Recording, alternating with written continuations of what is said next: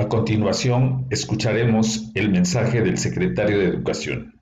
A todas y a todos, les saludo con un gran afecto, con respeto, y quiero hacer un reconocimiento para todos los organizadores y organizadoras de este ciclo de conferencias denominado Encuentro con Innovadores Educativos. De manera especial a ti, estimado José Juan Rosas Tapia, director del nivel de secundarias generales, que ustedes saben, yo le tengo un gran aprecio al nivel de secundarias generales, formo parte de él, me siento parte de él y por lo tanto comparto esta identidad y alegría del evento. Por otro lado, también a la maestra Elsa, hace tiempo me comentó de este evento y le dije que contara con un servidor. Y también me da mucho gusto saludar a la maestra Telvina Sandoval Flores. Un abrazo muy fuerte, estimada Telvina. Siempre agradezco tu generosidad de compartir con nosotros tu tiempo y tu experiencia y conocimientos. Por otro lado, quiero saludar a todos los jefes de sector que hacen un papel muy importante junto con los supervisores, apoyos y asesores técnico-pedagógicos, a los jefes de enseñanza, a todos los docentes, compañeros, maestras y maestros de grupo que están en esta experiencia cotidiana y al personal de apoyo. Me da gusto saludarles a través de esta vía y quiero comentarles que haré algunas reflexiones muy breves con ustedes. Sí, también saludo a la maestra Daisy y a todo el equipo, Fíjense que a mí me da mucho gusto este ciclo de conferencias porque representa la importancia de estar reflexionando de forma permanente. La reflexión es algo que nos caracteriza y es necesario entre todos las maestras y los maestros. A 100 años del nacimiento de Paulo Freire, he estado retomando algunas ideas de lo que él nos deja como un gran legado. Y Paulo Freire nos dice que para transformar la práctica educativa se requiere un diálogo permanente entre la reflexión y la acción. Y esto nos lleva a que en el seno de las instituciones educativas, hoy los contextos han cambiado. Por lo tanto, el que exista análisis pedagógico, discusión pedagógica sobre la práctica, eso es clave. En otros momentos les he compartido que para que la práctica educativa se transforme, requerimos tomar en cuenta 3 elementos. Por un lado, el texto, el contexto y el pretexto. El texto es la práctica, lo que hacemos a diario, la forma en que preparamos nuestras clases, la forma en que nos relacionamos con los alumnos, sea de forma virtual, presencial, a través de materiales. Esa es la práctica, pero el contexto es todo lo que nos rodea, todo lo que rodea esta práctica, las familias, las problemáticas, las causas que van provocando limitaciones y posibilidades en el aprendizaje, pero queda otro elemento, que es el pretexto, es decir, nuestras teorías implícitas que mueven la acción.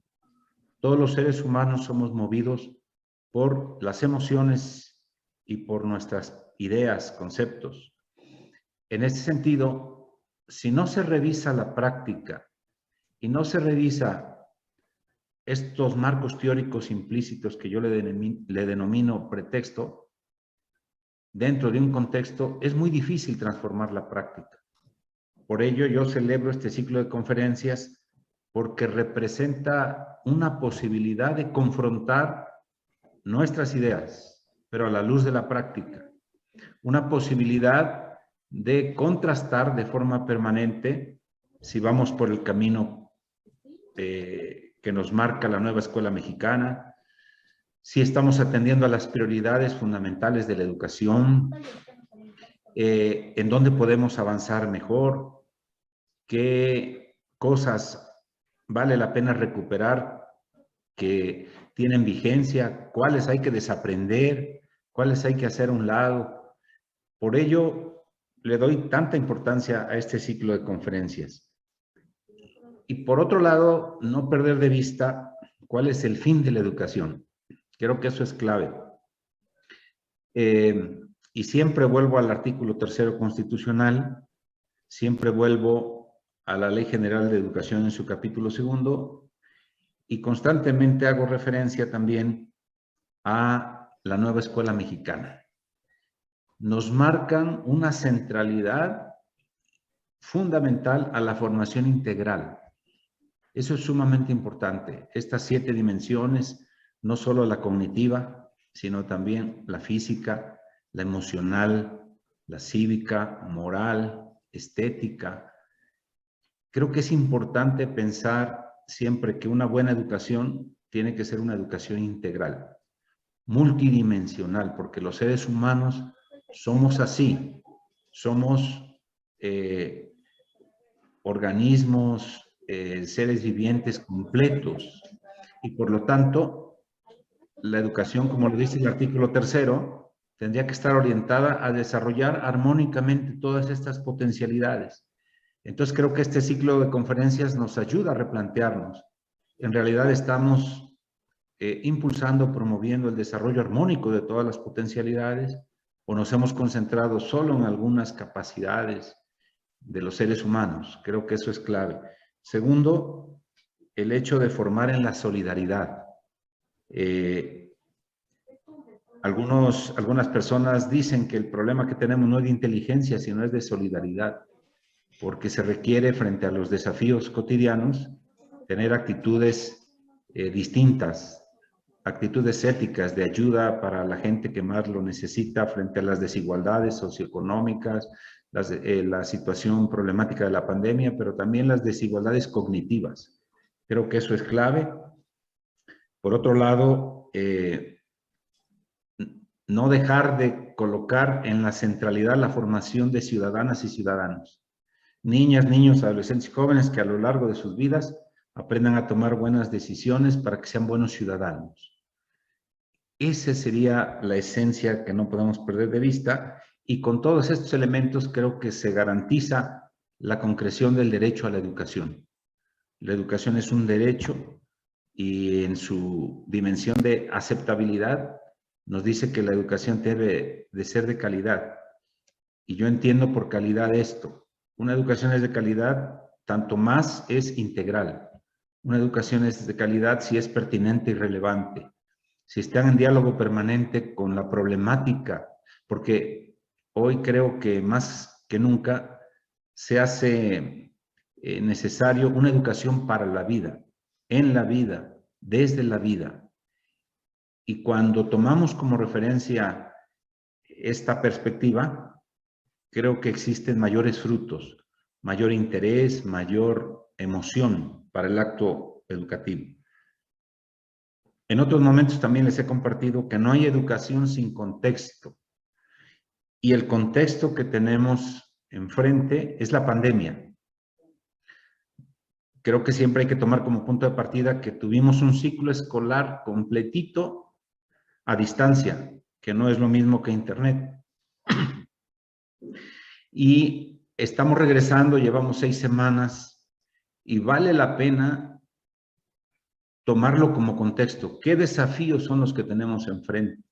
¿Cuáles son los aprendizajes derivados de la pandemia que nos permiten hoy llevar a cabo acciones más pertinentes en la educación? Y en ese sentido yo diría que en todo este tiempo hubo una compactación del tiempo.